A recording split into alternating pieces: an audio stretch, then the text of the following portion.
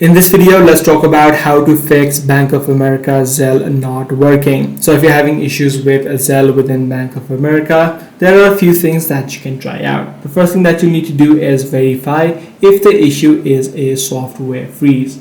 So because Zelle is just integrated within Bank of America, you'll need sometimes the standard network drops or a security freeze often happens. So in this situation, what you can do is try to ensure that you are not connected to any sort of VPN. As soon as your location changes, these sort of issues might happen. Also, you'll need to check if you have bypassed the limit restrictions. The audit transaction limit depends upon your account, but mostly is up to $3,500 or $20,000 monthly. So a $3,500 daily limit is available. If you have exceeded that, this may be the issue that you're facing.